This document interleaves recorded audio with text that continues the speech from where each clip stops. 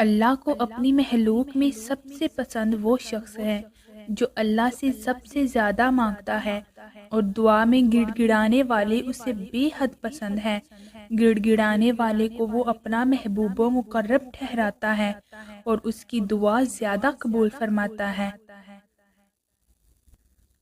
اور پھر آپ دیکھو گے اللہ کو رکاوٹ بنتے ہوئے، ذریعوں سے معجزوں کے وسیلے بناتے ہوئے۔ اللہ نے قرآن میں فرمایا، جب کوئی ٹوٹ کر تڑپ کے مجھے پکارتا ہے تو میں اس کی دعا قبول کرتا ہوں، اس کی تکلیف کو دور کر دیتا ہوں۔ دعا کے تین پہلو ہوتے ہیں، یا تو قبول ہو جاتی ہے، یا آنے والی مصیبت کو ٹال دیتی ہے، یا آخرت کے لیے ذخیرہ کر لی جاتی ہے، رد نہیں ہوتی۔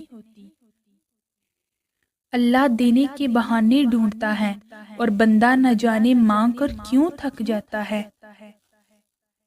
جب اللہ نے نوازنا ہوتا ہے تو ہاتھ خود بخود دعا کے لیے اٹھنے لگتے ہیں۔ دعائیں تو وہ پھول ہیں جو زندگی کی پریشانی میں آسانی اور کامیابی کی خوشبو بکھیرتی ہیں، اس لیے دعائیں مانگنا کبھی نہ چھوڑیں۔ اللہ رب العزت سے مانگا کریں ہر وہ چیز جس کی آپ کو ضرورت ہے، ہر وہ خوشی جس کے آپ منتظر ہیں۔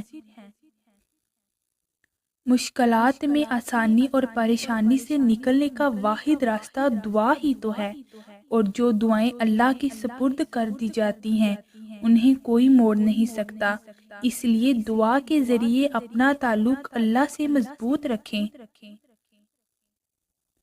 آپ کا جو دل چاہتا ہے آپ وہ اللہ سے مانگیں، یہ مت سوچیں کہ ناممکن ہے، آپ بس مانگیں اور پورے یقین کے ساتھ مانگیں، اللہ وہ آپ کو ضرور دے گا۔ اللہ آپ کے دل کی چاہ کو آپ تک لانے کے لیے راستے ضرور بنائے گا، وہ قادر و قدیر ہے، اس کے لیے کچھ بھی ناممکن اور مشکل نہیں۔ اور جب میرے بندے تم سے میرے تعلق سوال کریں تو انہیں بتائیے کہ میں قریب ہوں، میں پکارنے والے کی پکار کا جواب دیتا ہوں جب وہ مجھے پکارتا ہے۔ آپ پریشان کیوں ہوتے ہیں؟ آپ کا اللہ ہے نا، آپ کو سنبھالنے والا، آپ کی دعائیں قبول کرنے والا، آپ کے لیے آسانیاں پیدا کرنے والا، آپ کو صبر دینے والا، اس لیے آپ اسی پر بھروسہ رکھیں۔ پہلے کون سی ایسی آزمائش گزری ہے جس سے اس نے آپ کو نہیں نکالا؟ وہ اب بھی آپ کو نکال لے گا۔ ذرا سا وقت ضرور لگتا ہے، مگر آخر میں اللہ اپنے بندوں کے لیے سب ٹھیک کر دیتا ہے۔ انتظار کرنے سے مت تھکو، ممکن ہے اس انتظار کے بعد تمہیں وہ سب دے دیا جائے جو تم اس سے مانگ رہے ہو۔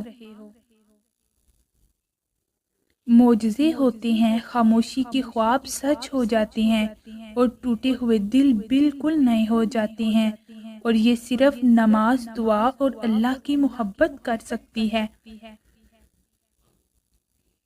اپنے ارادوں میں مخلص رہو، تم اللہ کی مدد ہمیشہ ساتھ پاؤ گے، اور کیا پتا تمہیں آخر میں وہی مل جائے جو تم اللہ سے مانگ رہے ہو، صرف اسی وجہ سے کہ تم نے صبر کیا اور دعا مانگنا نہیں چھوڑا۔